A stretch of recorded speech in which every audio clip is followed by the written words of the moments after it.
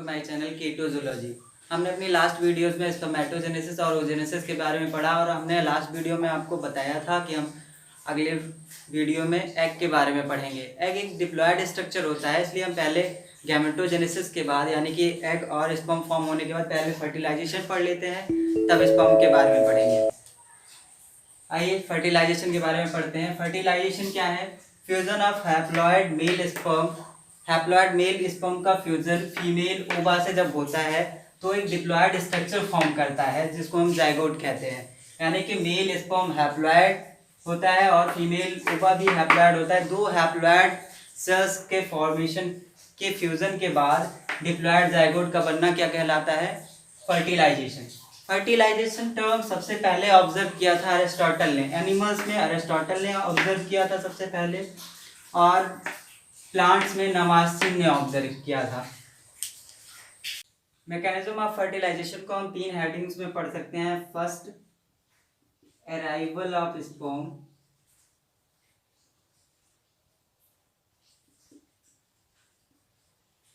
And their capacitation.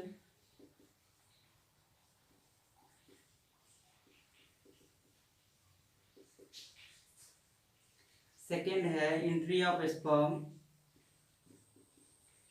Entry of sperm and activation of ovum.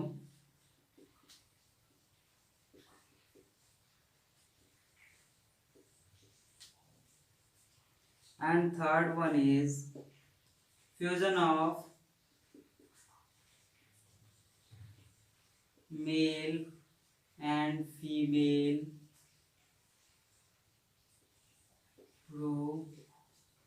Nuclei, या इसी को हम कहते हैं एम्फीमेक्सिस। एम्फीमेक्सिस।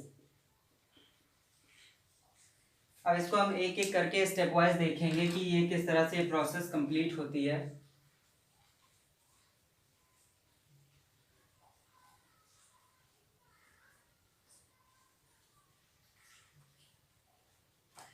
Arrival of sperm and their capacitation, मतलब ये होता है arrival of sperm. Sperm arrive कहाँ होता है? आप सब जानते हैं कपुलेशन के बाद एक मेल जो होता है वो फीमेल रिप्रोडक्टिव ट्रैक्ट में स्पर्म को डिलीवर कर देता है, डिपॉजिट कर देता है इन द फॉर्म ऑफ सीमेन। यानी कि स्पर्म जो डिलीवर होता है फीमेल रिप्रोडक्टिव ट्रैक्ट में, तो उसको हम क्या कहते हैं? सीमेन। सीमेन किसका बना होता है? सीमेन में होता क्या क्या है? इसमें एक फ्लूइड होता है, फ्लूइड प्लस स्पर्म होता है। स्पर्म का परसेंटेज जो है वो लगभग फ्लूइड का परसेंटेज 60% होता है और स्पर्म 40% इसमें होता है। एक इजैकुलेशन में जो सीमेन निकलता है उसमें क्या क्या होता है? एक फ्लूइड होता है 60% और 40% स्पर्म होता है। इस फ्लूइड में सिट्रिक एसिड होता है, सिट्रिक एसिड, फास्फोरस होता है, पोटेशियम होता है और प्रोस्टाग्लैंडिन्स कुछ एंजाइम्स होते हैं।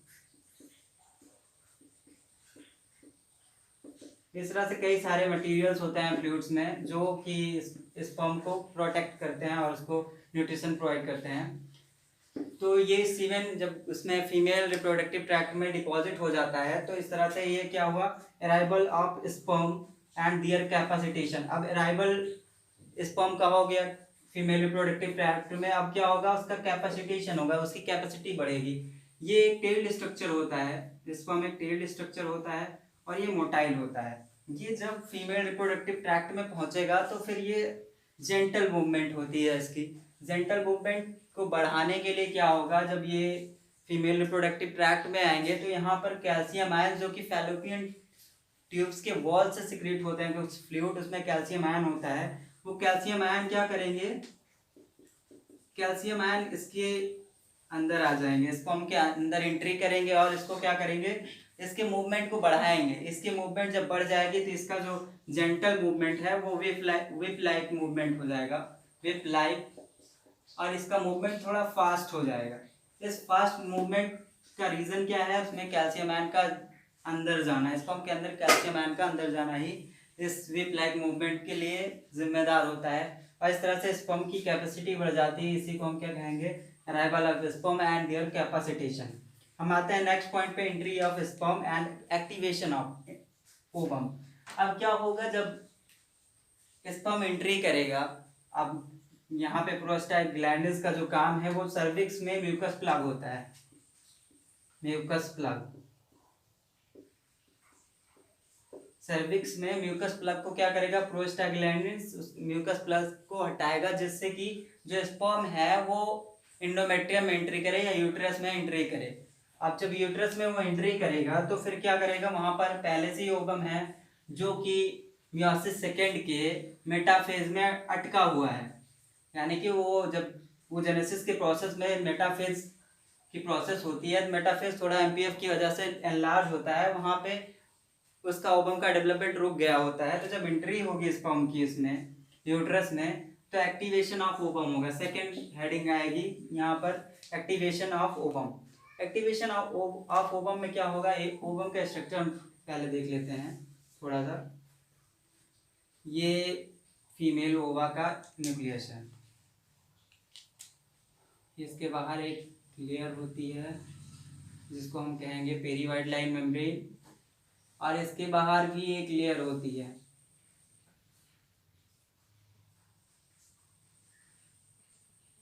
जिसको हम कहते हैं जोना पेलुसिडा, और इसके बाहर कुछ कॉर्टिकल ग्रेन्यूल्स होते हैं। इस तरह से एक एग का स्ट्रक्चर लगभग ओवम का ऐसे ही होता है। इस बाहर वाली लेयर को हम क्या कहेंगे, कोरोना रेडिएटा, और ये जो सेकेंड वाली लेयर है ये इसको हम क्या कहेंगे, जोना पेलुसिडा, और ये जो अंदर की लेयर है इसको हम क्या कहते हैं, पेरी वाइट लाइन मेम्ब्रेन। इसके अंदर स्मॉल ग्रेन्यूल्स होते हैं, छोटे छोटे,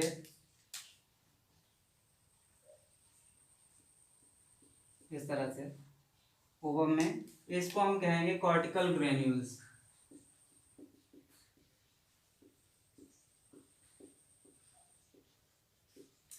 ये जो कोरोना रेडिएटा है इससे फर्टिलाइजिंग हार्मोन्स एंजाइम सेक्रीट होता है, फर्टिलाइजिंग, और जो स्पर्म होता है वो एंटी फर्टिलाइजिंग सेक्रीट करता है।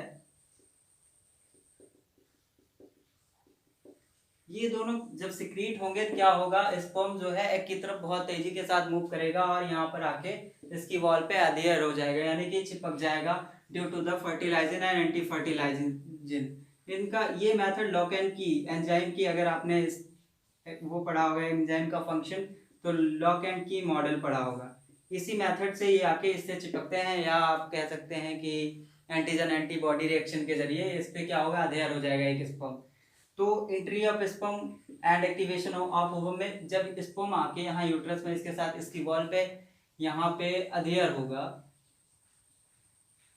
तो जब ये यहाँ पर अधेयर होगा तो स्पर्म के हेड पे आप देखे रहे होंगे इसके पहले स्ट्रक्चर पे कि स्पर्म का जो हेड होता है उसको हम क्या कहते हैं, एक्रोसोम। एक्रोसोम के ऊपर जो कवरिंग होती है वो यहाँ जब ये अधेयर होगा तो उसके पहले इसकी प्लाज्मा मेम्ब्रेन क्या होगी, लॉस्ट हो जाएगी प्लाज्मा मेम्ब्रेन, और क्या होगा आगे एक्रोसोम आ जाएगा। एक्रोसोम सिक्रेट क्या करता है, एक जिसको एक एंजाइम था हाइल्यूरोनाइडेज एंड जोनालाइसिन, इन दोनों को हम कंबाइनली स्पर्म लाइसिस के नाम से जानते हैं। जब यहाँ पे आके स्पर्म अधेयर होगा तो क्या होगा, हाइल्यूरोनाइडेज जो है, हाइल्यूरोनाइडेज क्या करेगा, कोरोना रेडिएटा को ये डिसॉल्व कर देगा। हाइल्यूरोनाइडेज, ये हाइल्यूरोनाइडेज क्या करेगा, यहाँ ये कोरोना रेडिएटा को ये डिसॉल्व कर देगा, यानी कि यहाँ से स्पर्म की एंट्री अब परमिटेड है। लेकिन आगे कौन सी लेयर है, जोना पेलुसिडा, अब इसको भी हटाना जरूरी है। जोना पेलुसिडा और कोरोना रेडिएटा ये दोनों को डिसॉल्व कौन करेगा, ये दोनों जब मिल जाएंगे आपस में, हाइल्यूरोनाइडेज एंड जोनालाइसिन प्लस जोनालाइसिन, ये दोनों जब मिल जाएंगे तो ये क्या करेंगे, ये सेकेंड लेयर जोना पेलुसिटा को और पेरीवाइटल मेम्ब्रेन को डिसॉल्व करते हुए एक पोर फॉर्म कर देगा। ये पोर जब फॉर्म होगी तो क्या होगा, इस तरह से स्पर्म अंदर आएगा। जैसे ही स्पर्म अंदर आएगा क्या हो जाएगा, इसके साइटोप्लाज्म में काफी सारे चेंजेस होंगे, यानी कि अब एग क्या हो जाएगा, जो मेटाफेज में ओजेनेसिस के मेटाफेज में अटका हुआ था, मेटाफेज सेकेंड में, वो क्या होगा, अब एनाफेज प्रोमोटिंग फैक्टर रिलीज होगा और ये एग क्या हो जाएगा, मैच्योर हो जाएगा, यानी कि मियोसिस फर्स्ट सेकेंड कंप्लीट हो जाएगी और ये ओवम जो है अब टोटली मैच्योर हो जाएगा due to the activation of ovum. Activation कैसे हुआ, जब स्पर्म इसके अंदर एंट्री किया। अब एक्टिवेशन हो गया तो अब क्या होगा इसके अंदर, इसमें आप देखेंगे जो न्यूक्लियस है, इसका जो न्यूक्लियस है, अब एक्ट्रोसोम का काम खत्म हो गया, ये हट जाएगा। अब यहाँ पे बचेगा क्या, इसका टेल बचेगा और एक न्यूक्लियस, और ये एंट्री करेंगे इसके अंदर तो क्या होगा, जो न्यूक्लियस है, न्यूक्लियर मटेरियल यहाँ पे आ जाएगा इसका। उसके बाद इनका क्या होगा, fusion of male and female pronuclei. इसको हम प्रोन्यूक्लियाई क्यों कहते हैं, क्योंकि जब ये न्यूक्लियस अंदर आएगा इसके, तो वो टोटल क्या होगा, जो कॉम्पैक्टली पैक्ड थे उसमें, जो डीएनए क्रोमोसोम उसमें कॉम्पैक्टली पैक्ड थे, वो क्या होंगे, वो उनका जो कॉम्पैक्शन है वो क्या करेगा, धीरे धीरे खुल जाएंगे, यानी कि पूरे फुल्ली मतलब ओपन हो जाएंगे, क्रोमोसोम आराम से इसी में बिखर जाएंगे। तो इस तरह से वो इंटरफेज के जैसे नजर आते हैं, इसलिए इसको हम क्या कहते हैं, प्रोन्यूक्लियाई। प्रोन्यूक्लियाई जब आएंगे तो यहाँ पर इनके दो जो न्यूक्लियस है, फीमेल और मेल, इनके न्यूक्लियस का आपस में फ्यूजन हो जाएगा और इस फ्यूजन को हम क्या कहते हैं, एम्फीमिक्सिस। ये इस तरह से ये जो फर्टिलाइजेशन की प्रोसेस है ये चलती है। अब हम देखते हैं टाइप्स ऑफ फर्टिलाइजेशन क्या क्या है।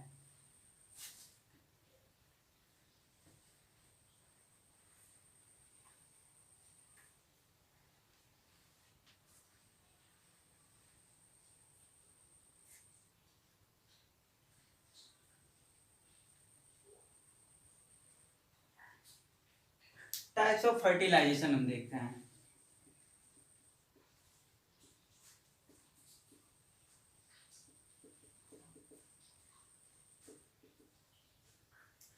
इसको हम डिवाइड करते हैं प्लेस और एंट्री के अकॉर्डिंग टू द एंट्री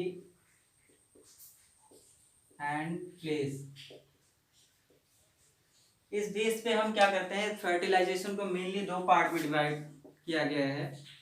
एक है इंटरनल फर्टिलाइजेशन,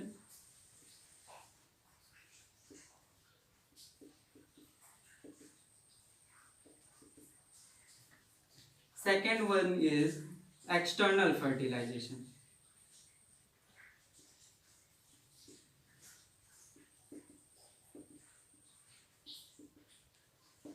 इंटरनल फर्टिलाइजेशन क्या है, जब फर्टिलाइजेशन बॉडी के अंदर हो, विद इन द किसी भी ऑर्गेनिज्म के बॉडी के अंदर जब फर्टिलाइजेशन होगा तो उसको हम क्या कहेंगे, इंटरनल फर्टिलाइजेशन, यानी कि बाहर से इसका कोई मतलब नहीं है। इंटरनल फर्टिलाइजेशन मोस्टली बर्ड्स में होता है, रेप्टाइल्स में होता है and humans, most commonly in human. ये इंटरनल फर्टिलाइजेशन क्या होता है, बॉडी के बाहर नहीं होगा, वो बॉडी के अंदर ही होगा, इसको हम क्या कहेंगे, इंटरनल फर्टिलाइजेशन। और एक्सटर्नल फर्टिलाइजेशन आप देखेंगे, एक्सटर्नल फर्टिलाइजेशन क्या है, जब मेल एंड फीमेल एग और ओवा बॉडी के बाहर मिले, यानी कि किसी भी प्लेस पे मिले, जैसे मान लीजिए दो जगहों पे मिलते हैं mostly, marine and fresh water.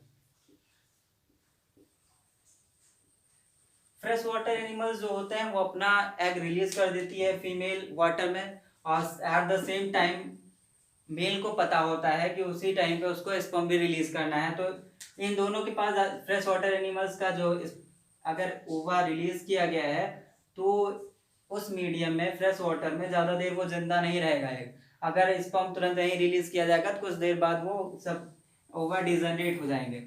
लेकिन जब मैरीन एनिमल्स होते हैं, मैरीन फिशेज होती हैं, उनका एग वहाँ पे साल्ट ज़्यादा होता है, साल्टी वाटर होता है, तो मैरीन का प्लेस उनको ऐसी कंडीशन प्रोवाइड करता है जिससे कि एग जल्दी डिजनरेट नहीं होते। तो क्या होता है, जो मैरीन फीमेल होती है वो एग रिलीज कर देती है वाटर सरफेस पे, और उसके बाद जब भी कोई मेल एग स्पर्म रिलीज करता है तो उसका फर्टिलाइजेशन हो जाता है।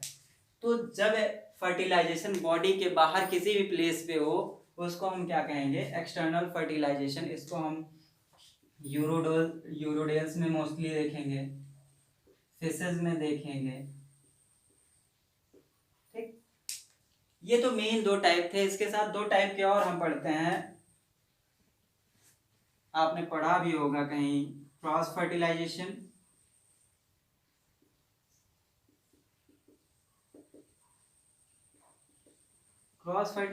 And second one is self fertilisation.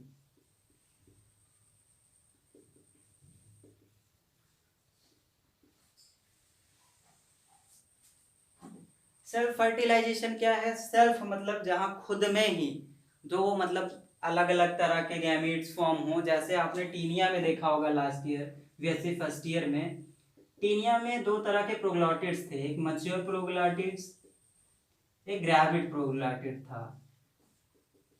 Mature में मेल होता है यानी कि स्पर्म फॉर्म होता है, और फिर ग्रेविड में फीमेल यानी कि ओवा होता है।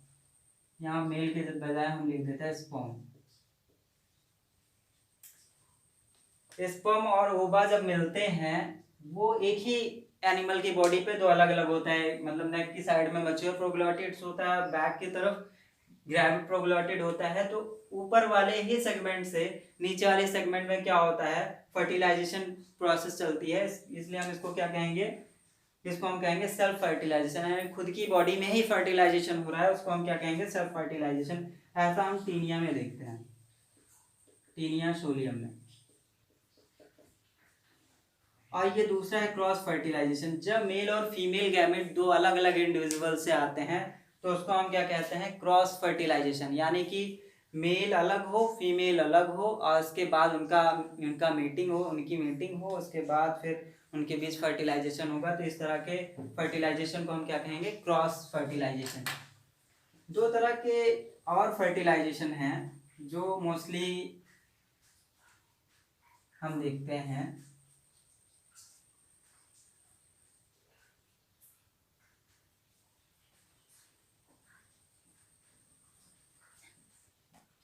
जैसे एक है मोनोस्पर्मिक,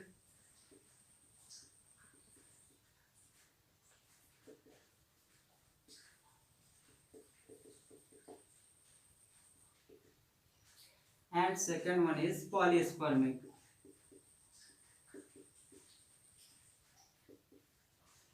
मोनोस्पर्मिक से आपको क्लियर होगा, मोनो मतलब सिंगल। जब एक एग सिंगल स्पर्म से फर्टिलाइज होगा तो उसको हम क्या कहेंगे, monospermic fertilisation. Monospermic fertilisation most common in humans. ये तो बहुत कॉमन है मोनोस्पर्मिक। मेन इंपॉर्टेंट ये है पॉलीस्पर्मिक फर्टिलाइजेशन। पॉलीस्पर्मिक फर्टिलाइजेशन भी दो तरह का होता है, दो तरह के होते हैं। Pathological polyspermy, pathological polyspermy, and second one is physiological polyspermy.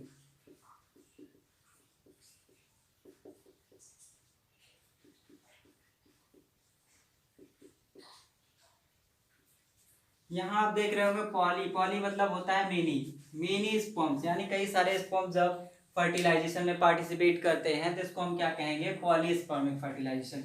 इसमें पहला है पैथोलॉजिकल पॉलीस्पर्मी।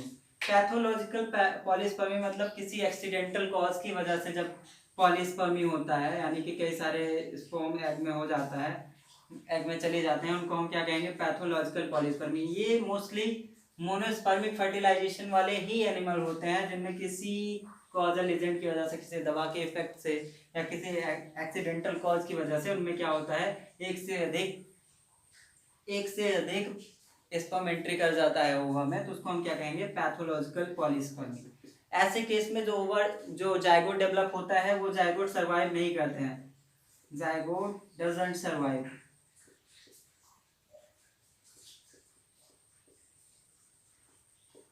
यानी कि ये बाद में डेड हो जाते हैं, यानी कि ऐसा फर्टिलाइजेशन अगर किसी ऑर्गेनिज्म में होगा तो उसमें एम्ब्रियो नहीं बनेगा, वो एम्ब्रियो क्या हो जाएगा, डेड हो जाएगा। और फिजियोलॉजिकल पॉलीस्पर्मी में क्या होता है, जिनमें मोस्टली क्या होता है, कई सारे स्पर्म एंट्री करते हैं, मतलब एक से अधिक स्पर्म क्या करेंगे, एंट्री करेंगे एग में, लेकिन वहां पे क्या होता है, एंट्री तो कर जाएंगे लेकिन उनका किसी एक का फ्यूजन होगा, किसी एक मेल प्रोन्यूक्लियाई का फ्यूजन फीमेल के साथ होगा, बाकी क्या होंगे, बाद में डिजनरेट कर जाएंगे। तो इस तरह के फर्टिलाइजेशन को हम फिजियोलॉजिकल पॉलीस्पर्मी कहते हैं। मीटिंग के तौर पे हम दो तरह के और टर्म्स पढ़ते हैं फर्टिलाइजेशन में, एक है पॉलीएंड्री, सेकेंड है पॉलीगाइनी।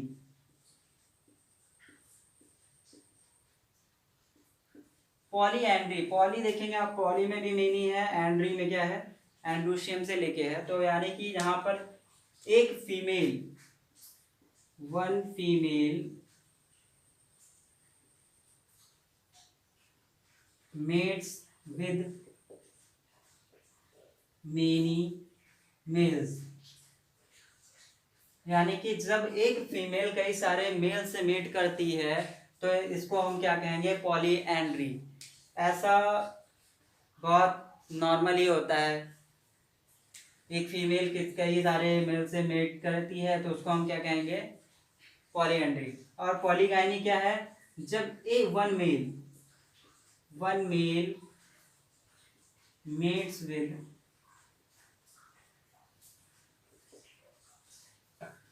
many females, यानी कि एक जब मेल होता है वो कई सारे फीमेल से मेट करता है और उसमें फर्टिलाइजेशन की प्रोसेस होगी, उसको हम क्या कहेंगे, पॉलीगाइनी। तो ऐसा लायंस में मोस्टली होता है, जब लायन का ब्रीडिंग सीजन चलता है तो वो कई सारी फीमेल से मेट करते हैं। That's all for today.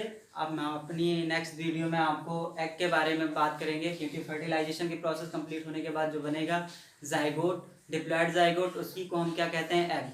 तो हम हेंस एग के बारे में पढ़ेंगे क्योंकि वो मोस्ट सिमिलर सारे एग्स के जैसे ही होता है। तो अगली वीडियो में हम एग के बारे में पढ़ेंगे। Thank you for watching my video.